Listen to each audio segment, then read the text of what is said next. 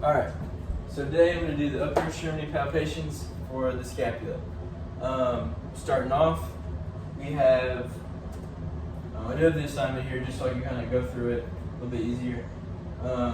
We have the medial border, so I'm going to do that. I'm going to kind of palpate the back, and right away I can feel the scapula gives a little bit of winging, so it kind of makes it easy on me. The medial border, that's right where my index finger is. And then the inferior angle, that's going to be right in that crease of my index finger and my thumb. Like I said, because that winging kind of sits right there. The superior angle, so basically I'm just going to kind of palpate, and I can feel the spine. The superior angle is just right above that spine, and I'm pressing against his chest just so I can feel it a little bit better. And then the auxiliary border of the scapula, or the lateral border of the scapula, what I'm going to do for that is I'm just going to fall on right kind of behind that armpit, and I can kind of feel it. His is very bony and prominent. Yeah, so that's the medial border there. Next is protraction. How do we know if it's present or not? So for this, I'm going to have my patient kind of have his hands on the wall. What I want you to do is I want you to push against your hands to kind of make your shoulders go forward, if that makes sense, right? And so you can see, like, I can't really feel the scapula anymore because it's protracted. And now, if you will, the next one is, so name a muscle that protracts and one that retracts the scapula. So a muscle that protracts the scapula would be the serratus anterior. I can feel it on him, kind of flex, like, do it again for me real quick. I can feel the muscles on his ribs very faintly, but I can feel them, like, go, just relaxing it and do it again. Yeah, I can kind of feel him poke out as he does that. And then one muscle that would retract the scapula, you got your traps, your rhomboids, and a little bit of that latissimus dorsi. Next, let's mess it up. Why is it doing that?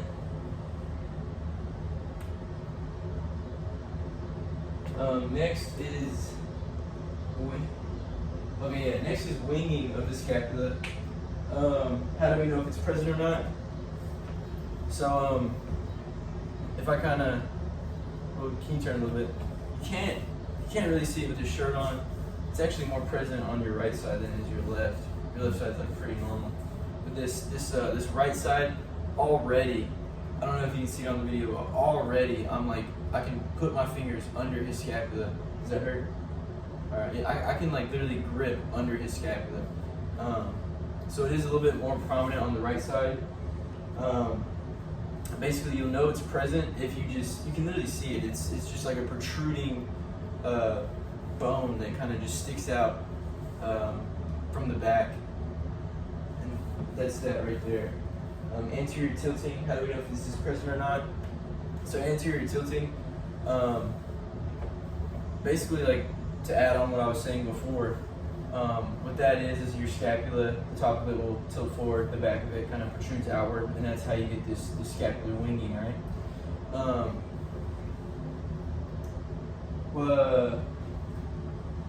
Name one muscle that could cause anterior tilting of the scapula.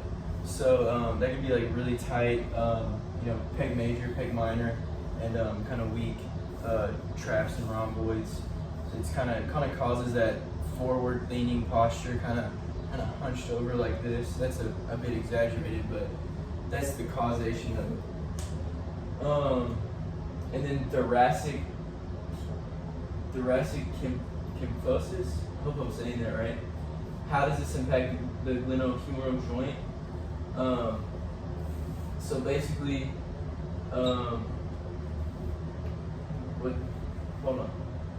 So basically, it limits like elevation in the glenohumeral joint, so he wouldn't be able to elevate his scapula as much. So it wouldn't be as effective. Next the second part of the assignment is, so I'm going to palpate the scapula, the inferior angle, as he's doing some abduction. So yeah, if you can turn here. Since this one's so easy to find, I'm just going to stick with this one. All I want you to do is you're just going to raise your arm up to the side of you, okay? I'm just going to be feeling your scapula the entire time. So yeah, as he feels that, I can feel the inferior angle. He kind of rotates upward, or rotates this way, and then as he adducts, he kind of slowly fits back into that crease of my hand, in my hand. Describe what the scapulohumeral rhythm is. So what that is, when the range of motion you so what scapulohumeral rhythm is for every 2 degrees of adduction or shoulder flexion, there is 1 degree of upward rotation in the scapula.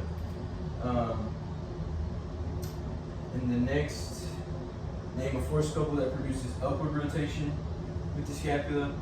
So a forescopal that would produce upward rotation, you got your pec major, pec minor, those, your stratus anterior, and then downward rotation, you got your lats, you got your rhomboids, your trapezius muscles. Name compensation strategies, almost like compression. Name compensation strategies that may be used if scapulohumeral rhythm is abnormal. So if it's abnormal, say you have that 2-to-1 ratio isn't present, it's more of like a 5-to-1 or whatever the case may be. You would just want to strengthen those muscles that are they're stretched too far. Like if you're forward leaning, you're constantly stretching your back muscles, so you kind of want to strengthen those to kind of bring that posture back up. You also want to stretch your pec major and your pec minor, and that would kind of fix that scapulohumeral rhythm. I think that is it. Yeah. Okay.